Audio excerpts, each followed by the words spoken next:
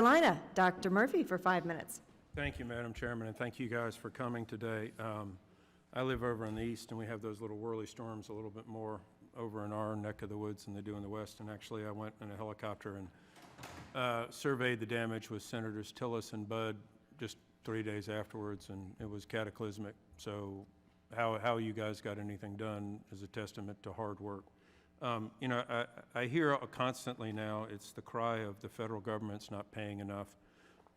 We're hurtling towards a financial sovereign debt crisis, and it's time actually for states to stop screaming from the federal government to pay, and now states take a little bit more burden. It's great that in North Carolina, people had the foresight through the General Assembly to establish a rainy day fund, and hell, that's what it's there for when it's a rainy day or one of those things. So it's glad that they had the speed with which to work and to be able to fund you in ways that we have.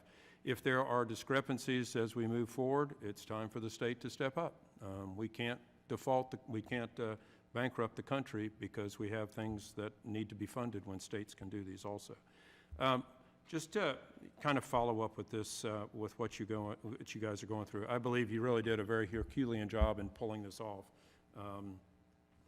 Whether it changed elections, I don't know, but I still think the fact that we were able to get people to vote when literally so many roads were washed out is a miracle.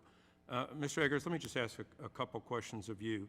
How did the state's board, which is a bipartisan board, how did that come into play to try actually effectuating availability of voting sites and how things get done, and hopefully did politics play a role?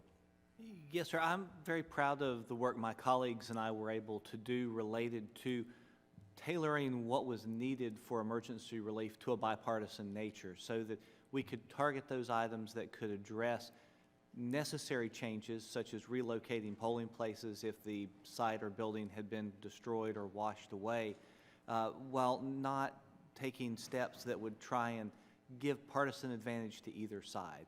It was a good show of the American spirit of coming together in the wake of a disaster, not in the name of politics, but in the name of how can we restore consistency to the process, because consistency in elections builds confidence in elections, and that's what the voters are looking for. That's very heartening to hear in this days of horrible partisanship and violence. It's good. It's a good testament for North Carolina to be able to do that.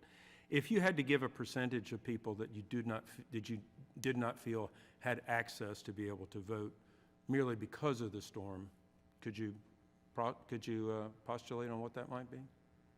That would be difficult to come up with an answer to come up with that solution. I would say that based upon the changes in the work that were done and also the records and procedures taken by both the county boards and by their staff, we were able to open all but almost 7 precincts in, say, Buncombe County, which has 200 voters, and get voters information to where they could still get to a voting site. So I would like to think we were able to mitigate the impact of the storm as far as the accessibility and availability of voting to voters.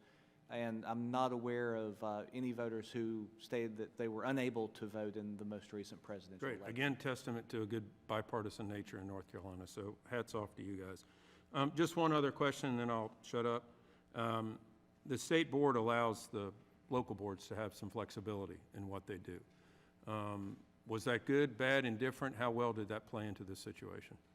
It worked well in all but one county. In one county, I believe there was a little bit of gamesmanship that was attempted. Ultimately, the legislature stepped in on a bipartisan basis and was able to restore a number of sites that had been cut from early voting. Can you expound upon that? Yes, sir. In Henderson County, they consolidated all of their sites to one central site. It resulted in long lines and crowded parking lots, and the legislature adjusted their plan on a bipartisan basis such that there was more accessibility to the rural areas of the county and the harder to reach areas of the county. Otherwise, I think all the decisions were, of course, bipartisan and were a great success. Great. I mean, that's a testament because, you know, given the hostile nature of what politics is these days, I think it's a good lesson for everybody to have examples that people can actually work together. Let them vote, let the voters decide, and be as it is. So thank you, Madam Chairman. I'll yield back.